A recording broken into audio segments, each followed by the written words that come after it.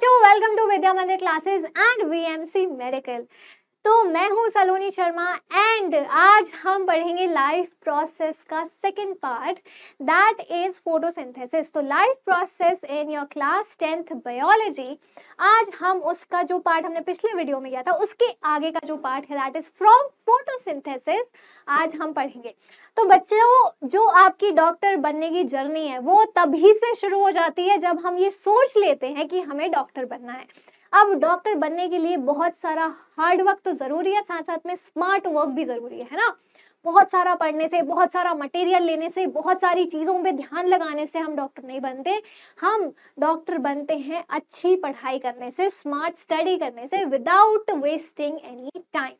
तो ऐसी जर्नी आपको बिल्कुल मिलेगी और इसके साथ साथ सबसे इम्पॉर्टेंट होता है अच्छी गाइडेंस, अच्छे मेंटोर्स का सपोर्ट। तो आपको वो यहाँ बिल्कुल मिलेंगे विद्या मंदिर क्लासेस में, वीएमसी मेडिकल में। तो अगर आप डॉक्टर बनना चाहते हैं तो ज्वाइन बैचेस एंड तभी आपको समझ में भी आ जाएगा कि यार कुछ तो बात अलग है जो हमारी डॉक्टर बनने की जर्नी में इतना बढ़िया सा मजा आ गया है ना। तो चलो शुरू करते हैं without wasting any time. So today we will be studying the photosynthesis. मतलब हमने पिछले वीडियो में क्या पढ़ा था, देख लेते हैं एक बार। हमने पिछले वीडियो में पढ़ा था न्यूट्रिशन,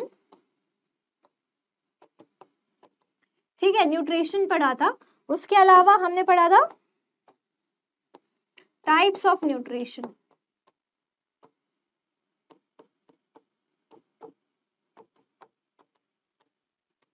ठीक है। टाइप्स ऑफ न्यूट्रिशन में हमने थोड़ा थोड़ा इंट्रो ले लिया था ऑटोट्रॉफिक ऑर्गेनिज्म का, मतलब ऑटोट्रॉफिक न्यूट्रिशन का, and as well as what heterotrophic organism जो हेटेरोट्रॉफिक मोड ऑफ न्यूट्रिशन अपनाते हैं। तो हमने पढ़े थे हेटेरोट्रॉफिक और ऑटोट्रॉफिक, जिसमें हम ऑटोट्रॉफिक की आज डिटेल में बात करने वाले हैं कि कैसे ऑटोट्रॉफिक ऑर्गेनिज्म या फिर ऑटोट्रॉफिक मोड ऑफ न्यूट्रिशन कैसे कोई ऑर्गेनिज्म कैरी आउट करता है। तो ओवरऑल जब मैं बात कर रही हूँ ऑटोट्रॉफिक मोड ऑफ न्यूट्रिशन की, तो सबसे पहली प्रोसेस जो मुझे सुनाई देती है, जो मुझे दिखाई देती है, या फिर जिसके बारे में मैं सोचती हूँ तो मुझे समझ में आता है कि यार ये तो फोटोसिंथेसिस की बात हो रही है। क्योंकि ऑटोट्रॉफिक ऑर्गेनिज्म क्या है बेटा? Autotrophic organism are the organism those who synthesize their own food in the presence of sunlight, ठीक है। तो अब सबसे पहले क्या है, अब ऑटोट्रॉफिक ऑर्गेनिज्म को अपना खाना बनाने के लिए सबसे ज्यादा इंपॉर्टेंट चीज क्या है? उनको अगर अपना खाना बनाना है तो क्या ऐसी दो चीजें हैं जो बहुत ज्यादा इंपॉर्टेंट हैं। सबसे पहला तो है कार्बन, ठीक है। Carbon is the most important source for photosynthesis, ठीक है। तो सोर्स सबसे ज्यादा इंपॉर्टेंट कौन सा है बेटा? Carbon. Carbon is very important source जिसकी वजह से फोटोसिंथेसिस हो पाती है। Second is energy. अब एनर्जी से इनका मतलब क्या है? एनर्जी ऐसे ही कोई भी एनर्जी नहीं। कौन सी एनर्जी मिलती है? देखो, प्लांट्स जो फोटोसिंथेसिस करते हैं वो किसकी प्रेजेंस में करते हैं? सनलाइट। तो सनलाइट से कौन सी एनर्जी आती है? सनलाइट से कौन सी एनर्जी आती है? ये तो आपको पता होगा। आप अपने ही आप में आंसर करो कि प्लांट्स कौन सी एनर्जी का यूज करते हैं फोटोसिंथेसिस की प्रोसेस में। तो वो यूज करते हैं सोलर एनर्जी, जो कहां से आ रही है? जो आ रही है सनलाइट से, जो आ रही है सन के थ्रू। तो कार्बन और energy, these are the most important requirements of the autotrophic organism, जो कि फुलफिल्ड किससे होती है? फोटोसिंथेसिस से। अब फोटोसिंथेसिस का मतलब क्या है? फोटोसिंथेसिस में देखो क्या होगा कि फोटोसिंथेसिस में रॉ मटेरियल्स कंबाइन होके क्या बनाएंगे? खाना बनाएंगे। फिर वो खाने के साथ ऑक्सीजन भी रिलीज होगी, है ना। तो अगर हम इसको पूरी प्रोसेस देखें तो ये कौन सी प्रोसेस है बेटा? इस प्रोसेस में ओवरऑल क्या होता है? ये एक ऐसी प्रोसेस है जिसमें एटमॉस्फेयर की जो कार्बन डाइऑक्साइड है और वाटर आने वाला है, जो पानी, जो रूट से जो पानी आ रहा है, वो और कार्बन डाइऑक्साइड मिलके जब एक लीफ के अंदर जाते हैं इन द प्रेजेंस ऑफ सनलाइट तो क्या होता है, तो ग्लूकोज का फॉर्मेशन होता है। ग्लूकोज क्या है, एक ऑर्गेनिक कंपाउंड है। ऑर्गेनिक कंपाउंड का मतलब क्या है, it is the carbon containing compound, ठीक है। अब उसके साथ साथ क्या होता है, उसके साथ साथ ऑक्सीजन भी रिलीज होती है, और वो ऑक्सीजन का इनटेक कौन करता है, वो ऑक्सीजन किसके पास जाती है, ऑफ कोर्स हमारे पास, ठीक है। तो फोटोसिंथेसिस का मतलब सिंपल है, it is a process by which CO2 and water is converted into carbohydrates in the presence of sunlight and chlorophyll. It occurs in autotrophs like green plants. अब मैं sunlight तो बार बार बोल रही हूँ, लेकिन क्या आपके मन में एक डाउट आया कि मैंने अभी तक एक वर्ड है, बहुत इंपॉर्टेंट वर्ड है, वर्ड क्या बोलूँ, दैट इज पिगमेंट है, जो कि बहुत ज्यादा इंपॉर्टेंट है। उसके बिना कैसे कोई प्लांट फोटोसिंथेसिस करेगा, तो that pigment is what, that pigment is बेटा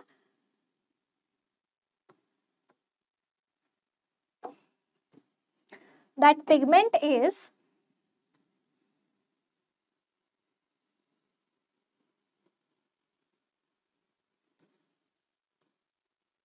क्लोरोफिल। तो जो मेन कंपोनेंट है, जो मेन पिगमेंट है, जो लाइट एनर्जी को एब्जॉर्ब करता है अपने अंदर, वो क्या है, वो क्लोरोफिल है। क्लोरोफिल के ऊपर, क्लोरोफिल के स्ट्रक्चर के पास कुछ ऐसे रिएक्शन सेंटर होते हैं जो लाइट को एब्जॉर्ब करते हैं और फोटोसिंथेसिस को होने देते हैं। तो क्लोरोफिल का होना बहुत ज्यादा जरूरी है, क्योंकि जो लाइट आ रही है उसको एब्जॉर्ब या फिर उसको यूटिलाइज कौन करेगा, क्लोरोफिल करेगी। तो क्लोरोफिल की प्रेजेंस होना बहुत ज्यादा जरूरी है, ठीक है। जैसे अगर मैं इसको देखूं तो ये क्या हो रहा है बेटा, यहाँ पे ये जो है, ये सन, यहाँ से सोलर एनर्जी आ रही है, क्या आ रही है, ये है सोलर एनर्जी, ठीक है, ओके, ठीक है मैम, सोलर एनर्जी आ रही है। अब सोलर एनर्जी जो आ रही है उससे क्या हो रहा है, अब जो प्रेजेंट है कार्बन डाइऑक्साइड एनवायरमेंट में और जो वाटर प्रेजेंट है, उन दोनों को कंबाइन करके क्या हो रहा है, C6H12O6 मतलब कि ग्लूकोज का फॉर्मेशन हो रहा है। तो मतलब अगर यहाँ पे कार्बोहाइड्रेट्स लिखा हुआ है तो कार्बोहाइड्रेट से ये क्या कहना चाह रहे हैं बेटा, ये कहना चाह रहे हैं ग्लूकोज, ठीक है। तो ये ग्लूकोज से मतलब है कार्बोहाइड्रेट। अब कार्बोहाइड्रेट के साथ साथ ऑक्सीजन भी निकलती है। अब ऑक्सीजन रिलीज होती है, उसका मतलब क्या है कि वो एटमॉस्फेयर में रिलीज हो गई, और वो रिलीज होने के बाद उसका इनटेक कौन करता है, हम ह्यूमंस, एनिमल्स, जो सारे एनिमल्स हैं वो ऑक्सीजन लेते हैं, कार्बन डाइऑक्साइड रिलीज करते हैं, ठीक है। चलो, अब ये जैसे पूरी एक प्रोसेस है फोटोसिंथेसिस की। अब इस प्रोसेस में क्या हो रहा है, सबसे पहले ये सूरज देवता हमारे, सूरज यहाँ से आ रही है, क्या लाइट्स आ रही है, लाइट्स के फॉर्म में क्या आ रही है, एनर्जी आ रही है। कौन सी एनर्जी आ रही है, सोलर एनर्जी, या फिर इसको आप लाइट एनर्जी भी बोल सकते हो, ठीक है। यहाँ सन से आई कौन सी एनर्जी, सोलर एनर्जी, ठीक है मैम। नेक्स्ट क्या हुआ मैम, नेक्स्ट क्या हुआ कि ये जो लीव्स हैं, ठीक है, अब इन लीव्स के अंदर छोटे छोटे से पिगमेंट प्रेजेंट हैं, जिनको क्या बोला गया है बेटा, जिनको बोला गया है क्लोरोफिल। अब क्लोरोफिल भी कहाँ प्रेजेंट होती है, क्लोरोफिल भी एकदम पूरे लीव के सरफेस पे नहीं प्रेजेंट होती है। अब ये जो लीफ है इसके अंदर छोटे छोटे से स्ट्रक्चर होते हैं, जिनको हम क्या बोलते हैं, क्लोरोप्लास्ट बोलते हैं। क्लोरोप्लास्ट का अगर मैं और अच्छा स्ट्रक्चर बनाऊं तो कुछ ऐसा बनता है,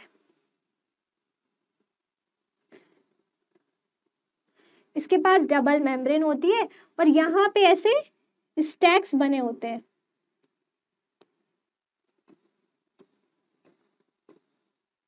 और ये ऐसे कनेक्टेड होते हैं एक दूसरे से।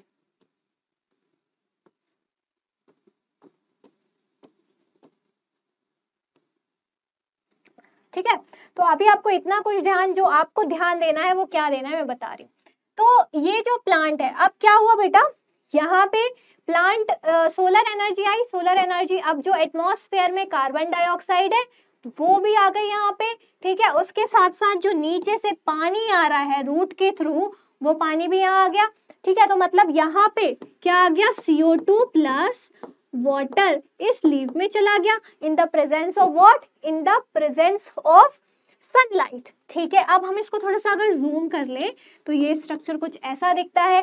अब मैंने आपको ये बना के क्यों दिखाया बेटा, क्योंकि ये क्या है, कॉइन स्टैक है। जैसे आप घर पे अगर आपके बहुत सारे सिक्के पड़े हो, कॉइन्स पड़े हो, तो उनको एक के ऊपर एक रख के देखना, आपको एक स्टैक दिखेगा, कॉइन का स्टैक दिखेगा। वैसे ही ये क्लोरोप्लास्ट एक स्ट्रक्चर है जिसके अंदर ऐसे थाइलाकॉइड्स एक के ऊपर एक क्या होते हैं, जमे रहते हैं। ऐसा स्ट्रक्चर जो है वो एक के ऊपर एक गोल गोल से स्ट्रक्चर जमे रहते हैं इस टाइप से, ठीक है। तो अब ये एक थाइलाकॉइड, एक अकेला क्या कहलाएगा, ये अकेला होता है बेटा थाइलाकॉइड, इसको हम बोलते हैं थाइलाकॉइड, ठीक है। ये थाइलाकॉइड है। और जब बहुत सारे थाइलाकॉइड एक के ऊपर ऐसे प्रेजेंट हो जाते हैं तो इस पूरे स्टैक को हम बोलते हैं ग्रेना, ठीक है। समझ में आ रहा है। अब मैं आपको ये सिंपल सी एक चीज बता रही हूं और इसको थोड़ा सा हम क्लीन करते हैं, वेट।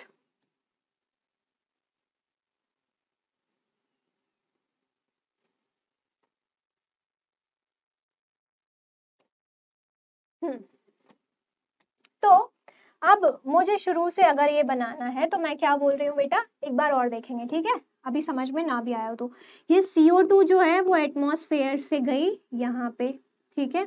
और ये वाटर यहाँ से होते हुए कहाँ गया, लीफ में। तो यहाँ पे हमको क्या मिल गया, यहाँ पे हमको मिल गया CO2 प्लस वाटर, ठीक है। अब इस लीफ के अंदर ये CO2 और वाटर गया कहाँ एक्चुअली में, ये गया into the chloroplast, into chloroplast, ठीक है। क्लोरोप्लास्ट क्या है बेटा, क्लोरोप्लास्ट एक सेल ऑर्गेनेल है जो किस सेल में पाया जाता है, प्लांट सेल में पाया जाता है, या फिर जो भी ग्रीन क्लोरोफिल कंटेनिंग है उसमें पाया जाता है। तो ये क्लोरोप्लास्ट में CO2 और वाटर चला गया। अब क्लोरोप्लास्ट तो ये है, ऐसा एक स्ट्रक्चर है क्लोरोप्लास्ट। कैसा स्ट्रक्चर है क्लोरोप्लास्ट, एक ऐसा स्ट्रक्चर है। यहाँ पे ऐसे थाइलाकॉइड बने हुए हैं, ये डबल मेम्ब्रेन होता है, इसके अंदर 2 मेम्ब्रेन होती हैं क्लोरोप्लास्ट के अंदर। ये थाइलाकॉइड्स हैं, ऐसे बने हुए हैं, ठीक है। अब यहाँ पे ये कनेक्टेड है, ठीक है। तो मैंने आपको क्या बताया, ये जो एक अकेला है, ये अकेला एक जो कॉइन है, अगर हम इसको अलग अलग स्टडी करेंगे तो ये क्या कहलाएगा, ये कहलाएगा थाइलाकॉइड, ठीक है, ओके। और जब ये पूरा, अगर हम इस पूरे की बात करेंगे तो ये क्या कहलाएगा, ये कहलाएगा ग्रेना। क्या कहलाएगा, ग्रेना, ठीक है। ये कहलाएगा भाई ग्रेना, ठीक है। अब जो कार्बन डाइऑक्साइड एंड वाटर जो होते हैं वो इस सरफेस पे आते हैं, मतलब CO2 और वाटर जो है वो यहाँ पर आए और फिर सारी प्रोसेस होती है। तो ठीक है, अब ये एक प्लांट सेल है, प्लांट सेल में ये क्लोरोप्लास्ट ऐसे पड़े हुए हैं, ठीक है। अब ये क्लोरोप्लास्ट कहाँ पे, इसका स्ट्रक्चर वो करके बताया, तो वाटर और कार्बन डाइऑक्साइड मिलके आगे चल के क्या बनाते हैं, ये कार्बोहाइड्रेट्स बनाते हैं, ठीक है। इस डायग्राम को कितना समझना है, सिर्फ इतना समझना है कि भाई लाइट एनर्जी आ रही है, सोलर एनर्जी यहाँ पे मिल रही है, हमको सोलर एनर्जी मिल रही है। तो सोलर एनर्जी तो प्लांट्स पे पड़ी रही है, तो लीव्स के ऊपर पड़ रही है। उसी दौरान क्या हुआ, उसी दौरान CO2 और वाटर आए, CO2 और वाटर क्लोरोप्लास्ट में गए। क्लोरोप्लास्ट क्या है, क्लोरोप्लास्ट एक सेल ऑर्गेनेल है प्लांट सेल का, जो आपको यहाँ पे दिख जाएगा, this is a plant cell, ठीक है। तो ये क्लोरोप्लास्ट हो गया, ठीक है। फिर यहाँ पे ये थाइलाकॉइड है, ये ग्रेना है, ठीक है। अब यहाँ पे ये कनेक्टेड है एक दूसरे से, तो थाइलाकॉइड पे आया वाटर और कार्बन डाइऑक्साइड, और फिर क्या हुआ, पूरी तरीके से ये प्रोसेस चलती है, ठीक है। इसके आगे चलते हैं अब कार्बोहाइड्रेट्स के बारे में थोड़ा पढ़ लेते हैं कि कार्बोहाइड्रेट्स के बारे में क्या बोल रहे हैं। तो कार्बोहाइड्रेट्स के बारे में ये बोल रहे हैं carbohydrates provide energy to the plant. Obvious सी बात है, कार्बोहाइड्रेट्स क्या है, एनर्जी गिविंग फूड है, एनर्जी आती है। और प्रोटीन्स क्या है, प्रोटीन्स है बॉडी बिल्डिंग फूड, है ना। तो कार्बोहाइड्रेट क्या देते हैं, एनर्जी देते हैं प्लांट को। अब जो यूज होते हैं वो कार्बोहाइड्रेट्स एनर्जी देते हैं। मतलब कि अगर मैं आपको यहाँ पे अलग से लिखूं तो कार्बोहाइड्रेट्स, यहाँ पे लिख देती हूँ यूज्ड कार्बोहाइड्रेट्स, ठीक है। यूज्ड कार्बोहाइड्रेट्स क्या करते हैं, गिव्स एनर्जी। और जो अनयूज्ड है वो क्या करेंगे बेटा, अनयूज्ड कार्बोहाइड्रेट्स क्या होंगे, unused carbohydrate will be stored as starch, ठीक है। अब ये जो है स्टार्च की तरह स्टोर हो जाएंगे, मतलब स्टार्च के फॉर्म में स्टोर हो जाएंगे। ये भी स्टार्च भी एक क्या है बेटा, स्टार्च इज ऑल्सो कार्बोहाइड्रेट, है ना। तो कार्बोहाइड्रेट के फॉर्म में ही स्टोर हो गए।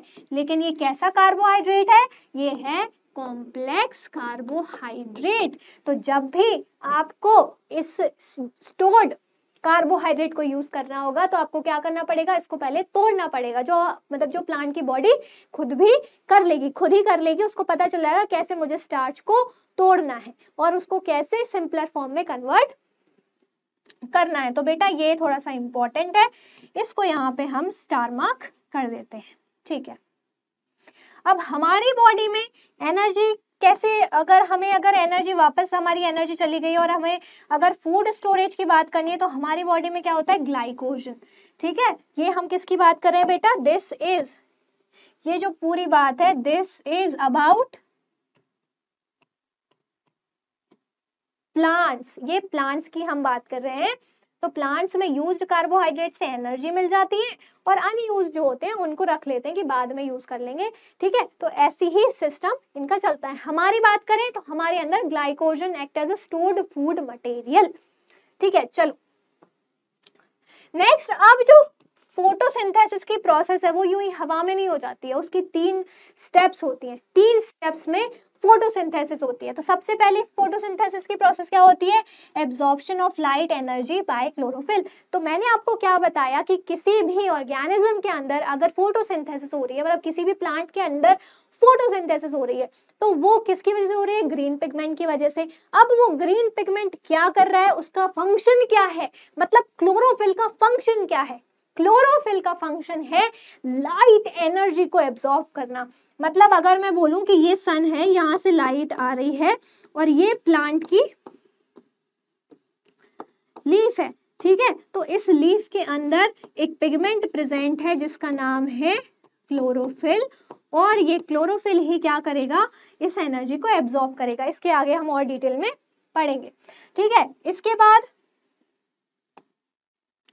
इसके बाद अगर नेक्स्ट हम बात करें तो सेकेंड प्रोसेस क्या होगी, मतलब फर्स्ट स्टेप ये है, सेकेंड स्टेप ये है conversion of light energy to chemical energy and splitting of water molecules into hydrogen and oxygen. अब सेकेंड प्रोसेस क्या होगी बेटा, देखो डरना नहीं है, बिल्कुल सिंपल सी बात है, कोई कंफ्यूजन करने की जरूरत नहीं, कोई भी कंफ्यूजन नहीं होगा। सिंपल क्या है, क्लोरोफिल एक पिगमेंट प्रेजेंट है, उसने लाइट एब्जॉर्ब कर लिया, ठीक है। एक प्रोसेस हो गई, ये पहली स्टेप हो गई। सेकेंड स्टेप क्या हो गई, अब बेटा देखो आपके अंदर आप कोई भी चीजें खाते हो तो डायरेक्टली तो वो चीजें आपके अंदर एब्जॉर्ब नहीं होती, उनका कन्वर्जन होता है ना। तो ऐसे ही अगर किसी सन से कोई लाइट एनर्जी आ रही है तो क्या वो लाइट एनर्जी के फॉर्म में ही यूज हो जाएगी, बिल्कुल नहीं होगी। उसको केमिकल्स के साथ लगने में या फिर केमिकल्स के साथ काम करने के लिए उस एनर्जी को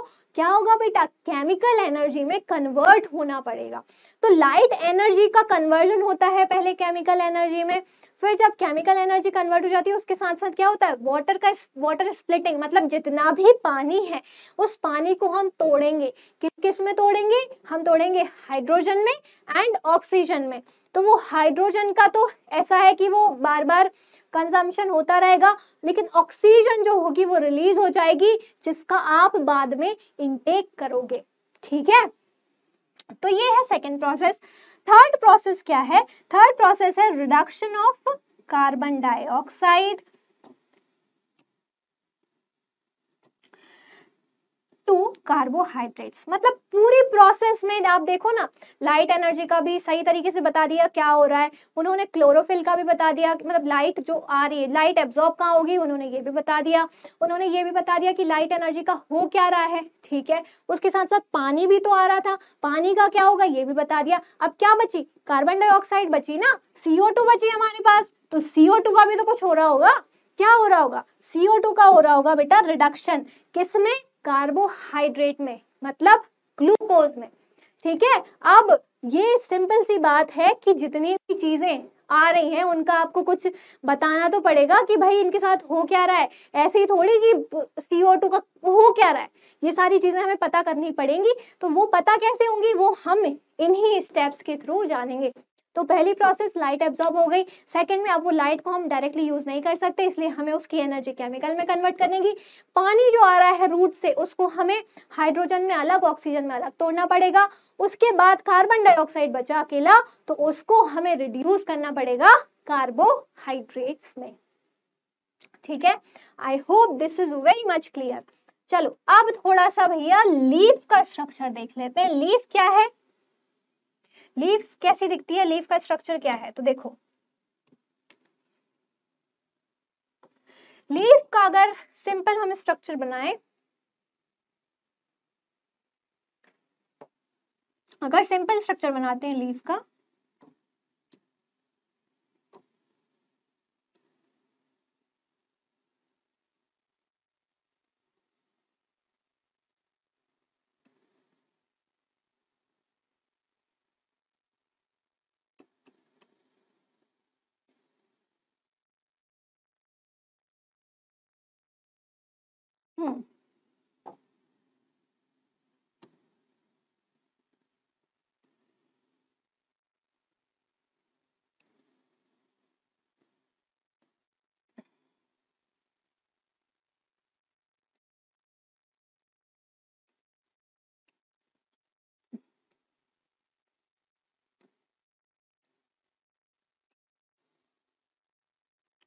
ये हमें लीफ जो है वो बाहर से ऐसी दिखती है।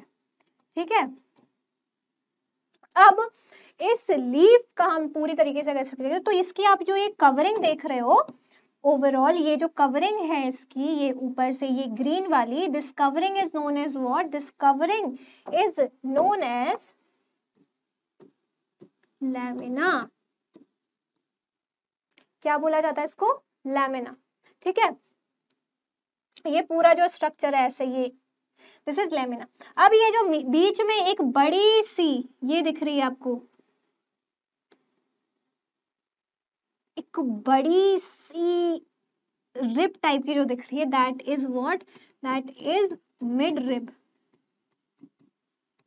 ठीक है, इसके थ्रू खाना, इसके थ्रू कहना चाहिए कि जो भी फूड मटेरियल है या फिर जो पानी है वो इसके थ्रू जाता है। ठीक है, तो ये हो गई मिड रिब। ठीक है, अब ये जो हो गई, ये क्या हो गई बेटा, वेन्स हो गई। तो मिड रिब भी एक टाइप की वेन है, बट ये जो है ये थिकेस्ट वेन है, मतलब ये थिक वेन है। ठीक है, ये थिक वेन है, तो मिड रिब हो गई, लैमिना हो गया। अब इसके बाद जो पानी जाता है या फिर जो खाना जाता है, जाइलम और फ्लोएम, दो ऐसे कंपोनेंट्स होते हैं, दो ऐसे वेस्क्यूलर सिस्टम है इनका, that is actually vascular system, जिसके थ्रू खाना और पानी पहुंचता है। ठीक है, तो ये वेस्कुलर सिस्टम है, मतलब कि जाइलम एंड फ्लोएम। ये हम और डिटेल में पढ़ेंगे जब हम ट्रांसपोर्टेशन पढ़ेंगे। तो जाइलम जो होता है वो क्या पहुंचाता है लीफ तक, ये पहुंचाता है वाटर एंड मिनरल्स। ठीक है, और जो फ्लोएम होता है वो क्या पहुंचाता है बेटा? फूड। ठीक है,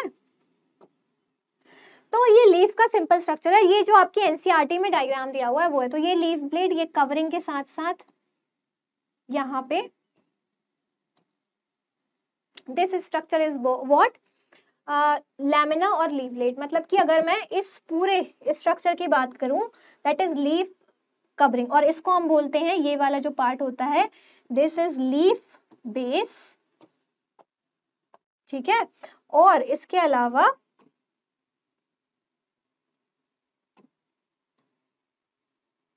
ये जो है ये है पेटियोल। ये जो इसकी स्टॉक है, स्टॉक ऑफ लीफ, ये पार्ट जो है दैट इज पेटियोल। ठीक है, तो lamina is not includes not only covering, ये पूरा पार्ट जो है that is this is lamina. ठीक है, that is lamina, midrib, and इसके बाद है हमारी पेटियोल एंड लीफ बेस। ठीक है, जाइलम फ्लोएम के बारे में मैंने आपको बता दिया, ये एनसीईआरटी का डायग्राम है। अब ये जब हम एक क्या देखते हैं, जब हम क्रॉस सेक्शन देखते हैं लीफ का, तो हमको बहुत सारी लेयर्स दिखती हैं। तो एक हमें इसमें ऊपर वाली वैक्सी क्यूटिकल दिखती है, क्यूटिकल लेयर दिखती है, फिर अपर एपिडर्मिस दिखती है, फिर उसके बाद ये जो स्ट्रक्चर है, ये वाली सेल्स दिखती है। इसके अंदर क्या होता है बेटा? क्लोरोप्लास्ट होता है, जिसके अंदर क्लोरोफिल प्रेजेंट होती है। फिर बीच में हमारे पास क्या है? एयर स्पेसेस है, ये है गार्ड सेल। गार्ड सेल क्या होती है? गार्ड सेल हम पढ़ते हैं स्टोमेटा में, आप डेफिनेटली इनके बारे में अभी पढ़ोगे। फिर ये लोअर एपिडर्मिस है, मतलब नीचे की तरफ वाली सबसे first layer, that is lower epidermis. ठीक है, तो चलो अब इसके बाद हम आते हैं इस स्ट्रक्चर पे। तो क्रॉस सेक्शन आप लीफ के अंदर देखेंगे तो आपको कुछ ग्रीन डॉट्स दिखेंगे, छोटे छोटे से ग्रीन डॉट्स दिखेंगे इस टाइप से, ये इस टाइप से आपको ग्रीन ग्रीन डॉट्स दिखेंगे।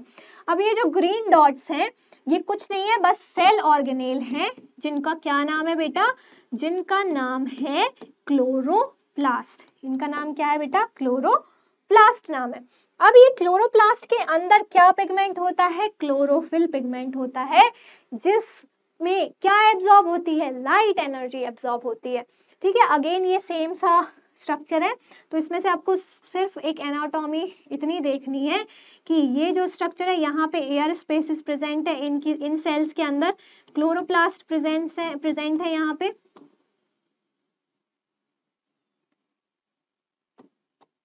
ठीक है, और यहाँ पे गार्ड सेल्स प्रेजेंट है जो हमारे लिए इम्पोर्टेंट है।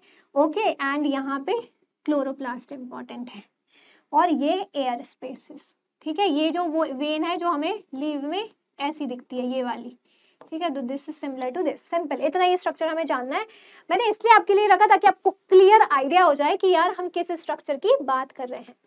ठीक है, अब क्लोरोफिल जो होती है, अब हम जो फर्स्ट स्टेप की बात करें कि लाइट एब्जॉर्ब कहाँ होती है फोटोसिंथेसिस के दौरान, तो बेटा लाइट एब्जॉर्ब होती है क्लोरोफिल के अंदर, है ना।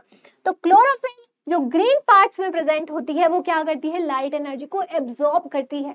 जब लाइट एनर्जी को एब्जॉर्ब करती है, तो लाइट एनर्जी यूज होती, पहले तो किस में कन्वर्ट हो जाती? पहले तो वो क्यों यूज होती है? ताकि वो वाटर को किस में कन्वर्ट कर सके? वाटर को, मतलब H2O को कहाँ, किस चीज में? H2O को किस में कन्वर्ट कर सके? H2 plus O2। ठीक है, तो सिंपल सी बात है, O2 और H2, तो वाटर को स्प्लिट करने के लिए लाइट एनर्जी का यूज होता है। मतलब कि जो सन से जो एनर्जी आई, वो क्लोरोफिल पिगमेंट ने एब्जॉर्ब की।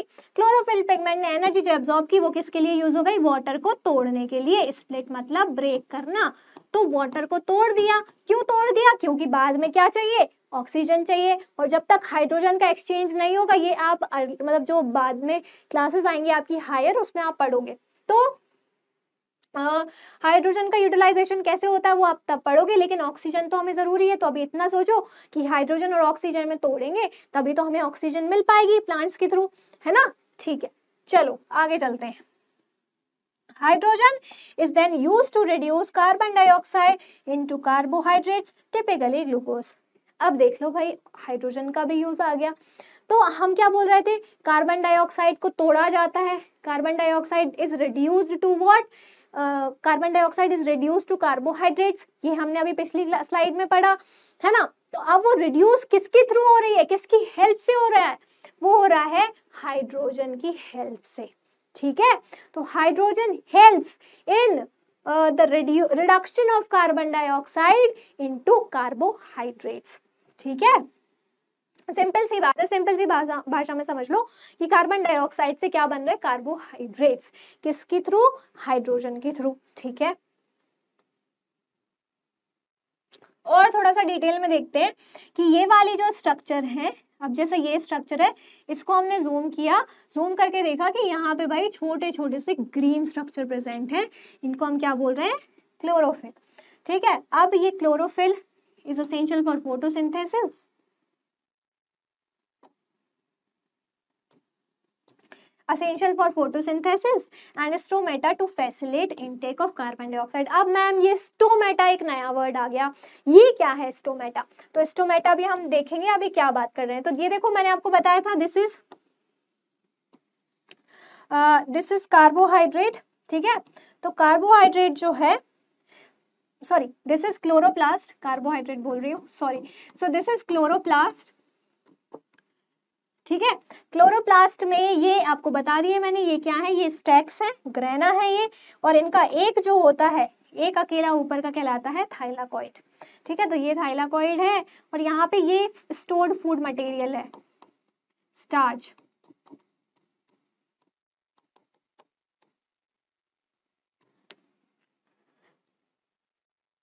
अब हम बात करेंगे भाई स्टोमेटा का क्या यूज है, स्टोमेटा हम क्यों पढ़ रहे हैं।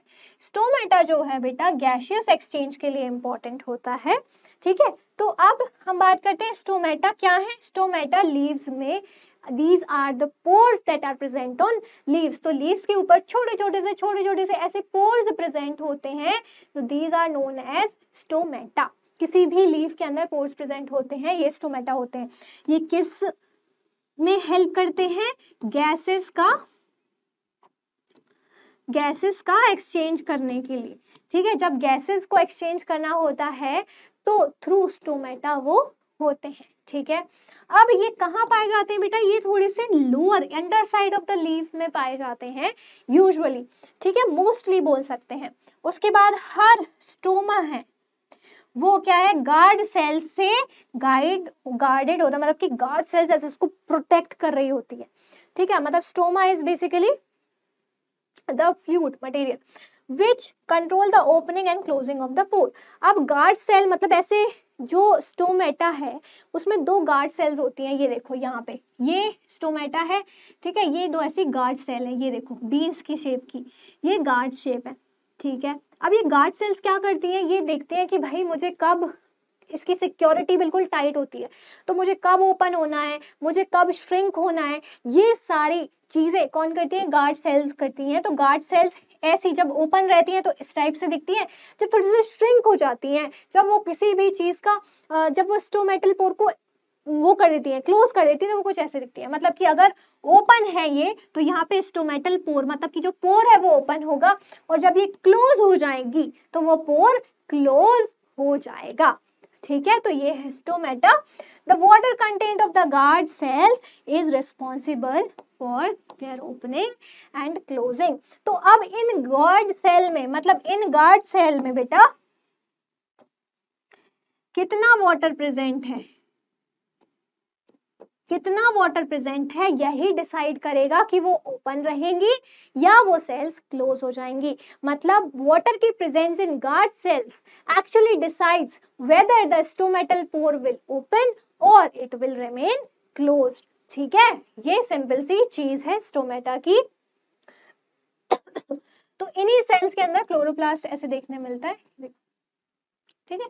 चलो नेक्स्ट है कि the guard cells swells when water flows into them causing the stomatal pore to opening. तो बेटा सिंपल सी बात है, किसी भी सेल के अंदर अगर आप पानी दोगे तो बेटा वो फूल जाएगी, वो स्वेल अप हो जाएगी, जिसकी वजह से जो उसके अंदर का गैप है वो बढ़ जाएगा और पोर ओपन हो जाएगा।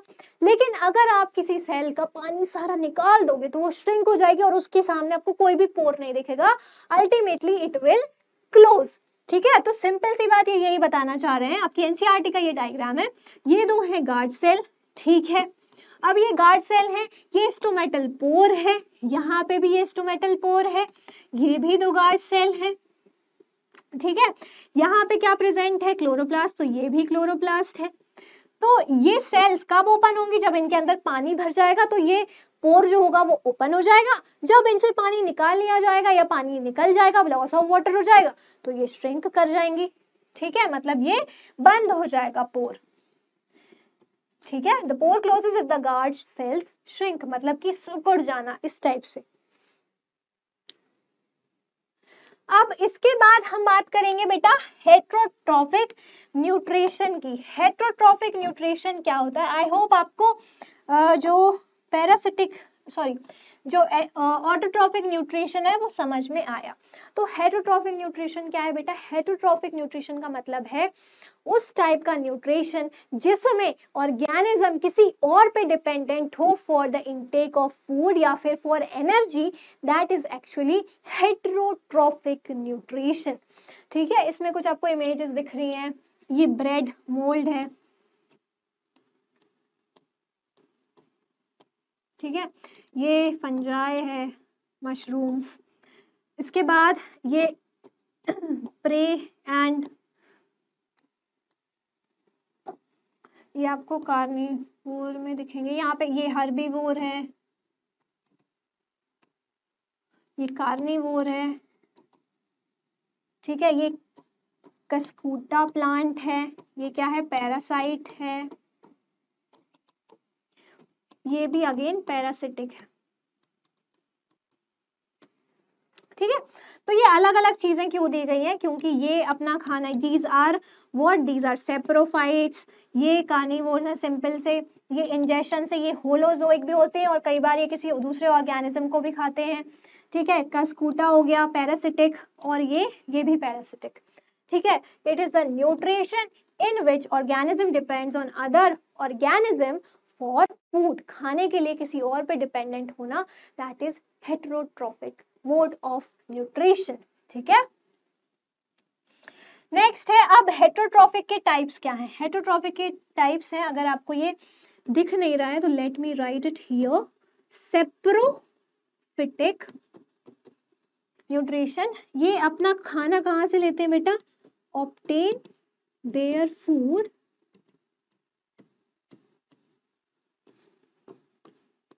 From dead and decay matter. ठीक है, dead and decay matter. Okay, इसका एग्जाम्पल क्या हो जाएगा बेटा? फंजाई। अभी आगे मैंने सब पढ़ाया, मतलब यहाँ पे सारी स्लाइड्स हैं। फंजाई में ईस्ट, मशरूम, ये सारी चीजें हैं क्या? फंजाई ही हैं ये।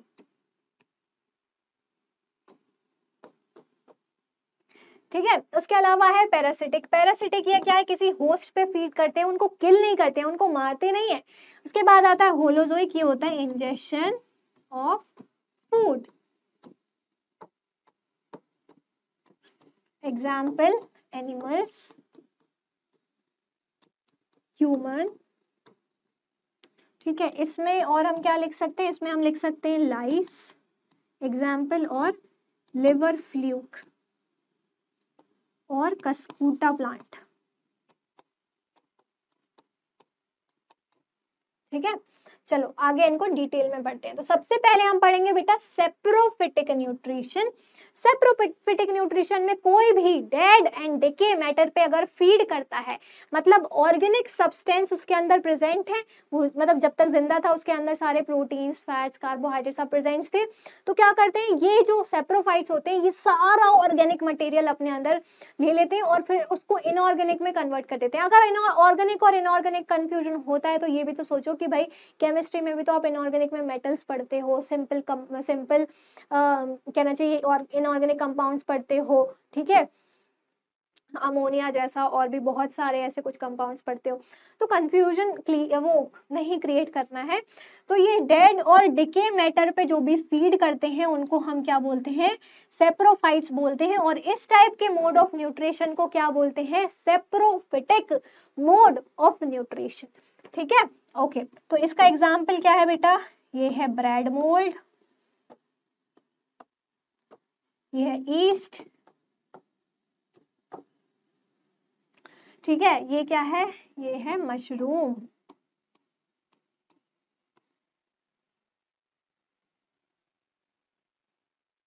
The food is partially digested outside the body and then it is absorbed। तो पूरी तरीके से ये डाइजेस्ट नहीं होता है, पार्शियली डाइजेस्टेड होता है, फिर उसके बाद एब्सॉर्ब होता है। ठीक है, फंजाई और सेप्रोफाइट, तो ये तीनों जो हैं, ये तीनों क्या है बेटा, फंजाई ही हैं। These all 3 are fungi. आपने ब्रेड के साथ देखा होगा, अगर ब्रेड को आप बहुत दिन तक रख देते हो तो वो क्या होता है, सड़ने लगता है। और फिर मतलब अगर मॉइस्ट सी जगह है या फिर बारिश का टाइम है, अगर आप देखना खुला रख के छोड़ना, उस पर फंगस लग जाती है। तो फंगस लग जाती है मतलब वो क्या कर रही है, उसका सारा ऑर्गेनिक न्यूट्रिएंट उसने ले लिया and now it is actually grasping all the organic nutrient. फिर उसको इनऑर्गेनिक में वो कैसे कन्वर्ट करती है, फिर उसकी प्रोसेस अलग है। ओके, नाउ नेक्स्ट हम बात करेंगे अबाउट पैरासिटिक न्यूट्रिशन। तो पैरासिटिक न्यूट्रिशन क्या है बेटा, पैरासिटिक न्यूट्रिशन मतलब कि some organism feed on the expense of another organism and in turn causing it harm. मतलब ये क्या करते हैं, ये ऐसे ऑर्गेनिज्म जो किसी दूसरे के ऊपर फीड भी करे और उनको हार्म भी करे। ठीक है, मतलब जिस थाली में खाते हैं उसी में छेद करते हैं, है ना। सिंपल सी बात है कि मतलब तुम एक तो जैसे लाइस का एग्जांपल ले लें, हमारे सर में अगर है तो क्या कर रहे हैं, एक तो हमारे सर में तुम्हें जगह मिल रही है, दूसरी बात तुम क्या कर रहे हो, तुम हमारा ही पूरी हमें ही नुकसान पहुंचा रहे हो, हमारा सारा ब्लड सक करके पूरी मतलब हमारी एनर्जी ले रहे हो। तो ऐसे ही है ये पैरासाइट्स टाइप के हैं, ये पैरासिटिक हैं जो क्या करते हैं, जो एक होस्ट के ऊपर फीड करते हैं। तो मतलब अगर मैं बात कर रही हूँ लाइस की, लाइस इन ह्यूमन, है ना, तो लाइस इन ह्यूमन मैं बोलूँ तो लाइस जो है वो क्या है बेटा, वो पैरासाइट हो गए, है ना, और जो ह्यूमन हो गए वो क्या हो गए, वो होस्ट हो गए। होस्ट मतलब क्या, आदर सत्कार करना था, तो उनका आदर सत्कार कौन कर रहा है, आप ही तो कर रहे हो, सारा खाने पीने का सामान आप ही तो उनको दे रहे हो, तो आप क्या हुए, होस्ट हुए ना। तो सिंपल सी बात है, होस्ट आर ह्यूमंस और लाइस जो गए वो पैरासाइट हो गए। और एग्जांपल है हम देखते हैं। ठीक है, उसके बाद this is called parasitic mode of nutrition. तो ऐसा जब भी होता है कि अगर इस टाइप का न्यूट्रिशन कोई ऑर्गेनिज्म अपनाता है, जैसे कि लाइस जो है, इसका मोड ऑफ न्यूट्रिशन क्या हो जाएगा, पैरासिटिक मोड ऑफ न्यूट्रिशन। ठीक है, ये लीच भी कुछ ऐसे ही काम करता है। These organisms on the body or in the body of a host organism and derive the nutrients directly from the host। ये क्या होते हैं बेटा, ये आउटसाइड ऑफ द बॉडी भी हो सकते हैं, इनसाइड ऑफ द बॉडी भी हो सकते हैं। तो ये अंदर जाके भी आपको हार्म कर सकते हैं, आपके सारे न्यूट्रिएंट्स एब्जॉर्ब करते हैं और आपके आउटर सरफेस पे भी रह के ये एब्जॉर्ब करते हैं। जैसे कि प्लांट्स में भी ऐसे कई पैरासाइट्स होते हैं जो उनकी लीव्स पर होते हैं, जो उनके स्ट्रक्चर पे होते हैं, और कुछ उनको इंटरनली भी हार्म करते हैं। ठीक है, मतलब ऐसे इस तरीके से उनको बाहर एक्टोपैरासाइट और एंडोपैरासाइट ऐसे नाम दे देते हैं, वो आप आगे चल के पढ़ोगे। तो leech is an ectoparasite while ascaris is an endoparasite. Ascaris, ठीक है, तो ये एस्कैरिस के बारे में आपने पढ़ा होगा। तो एस्कैरिस एक एंडोपैरासाइट मतलब कि अंदर, ठीक है, एक्टो मतलब हिंदी में अगर मैं लिखूं तो एक्टो मतलब बाहर, और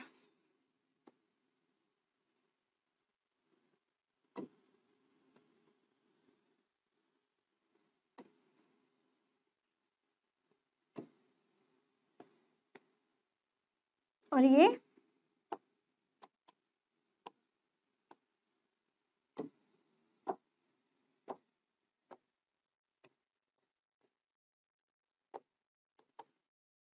इंग्लिश में भी लिख देती हूँ, बहुत सारे बच्चे इंग्लिश में सोच रहे होंगे हिंदी में क्यों लिखा, हिंदी में इंग्लिश में दोनों में लिख दिया, आउटसाइड एंड इनसाइड। ठीक है, इसके example, Cuscuta is parasitic plant, Cuscuta is itself a parasitic plant. चलो ठीक है, ये है, ये कुछ ऐसा दिखता है, ठीक है, लीच ऐसा दिखता है, ये ऐसा दिखता है। नेक्स्ट है बेटा होलोजोइक न्यूट्रिशन। तो होलोजोइक न्यूट्रिशन क्या होता है? Holozoic nutrition simply organism take food directly and then digest and absorb.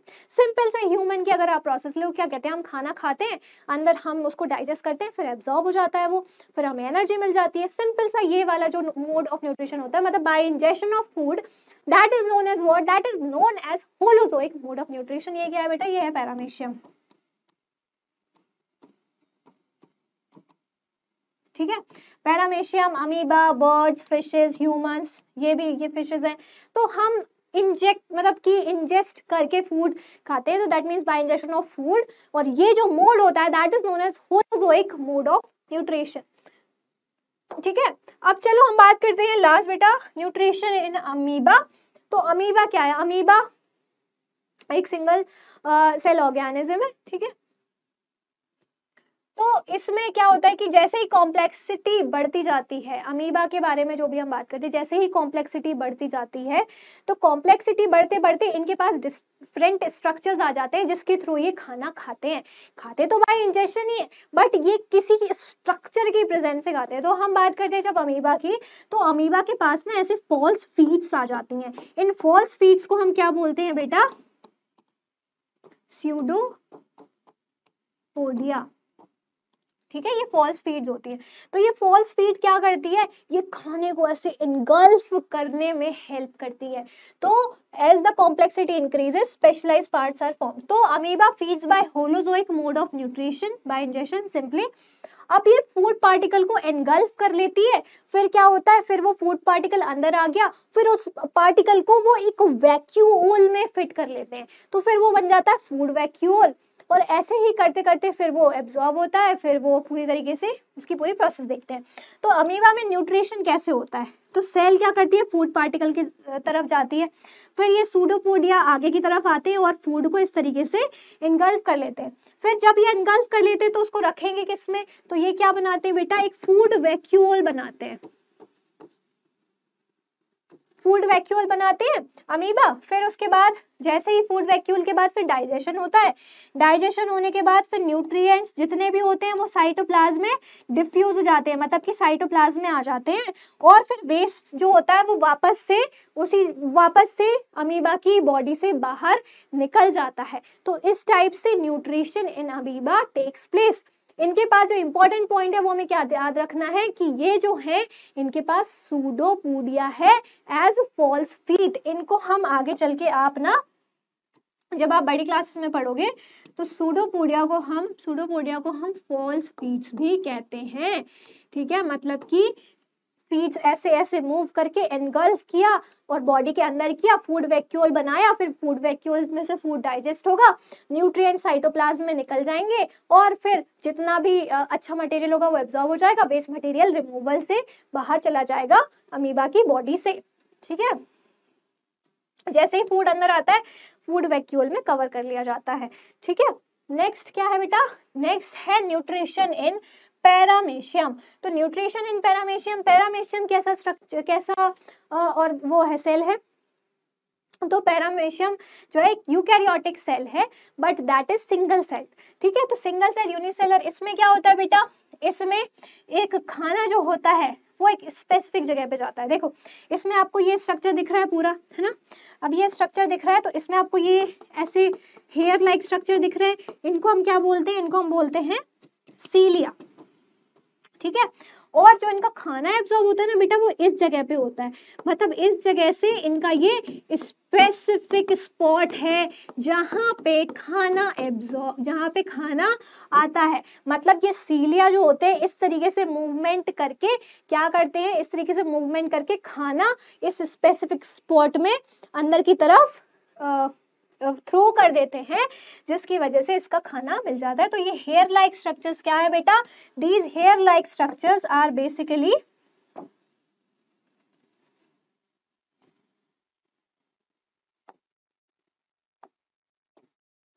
ये जो हेयर लाइक स्ट्रक्चर्स हैं, ये हेयर लाइक स्ट्रक्चर्स क्या हैं? These are cilia. और इसको मैं लिख देती हूँ।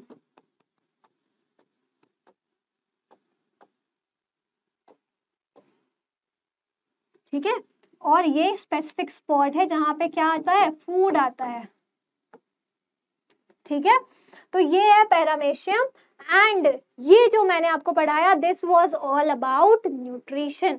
ठीक है, next slide. So thank you so much you champions, इसी तरीके से पढ़ाई करते रहो और बहुत अच्छे तरीके से बायो को इंटरेस्ट लेके पढ़ो, एक दिन बहुत बढ़िया और बहुत ही ज़्यादा जाने माने डॉक्टर बनोगे।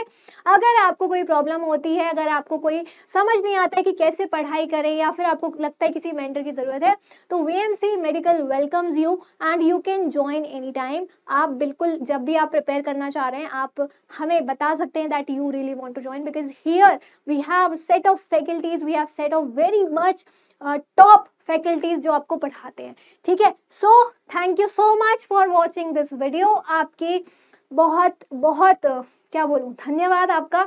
सो yes, this was all from my side, thank you so much.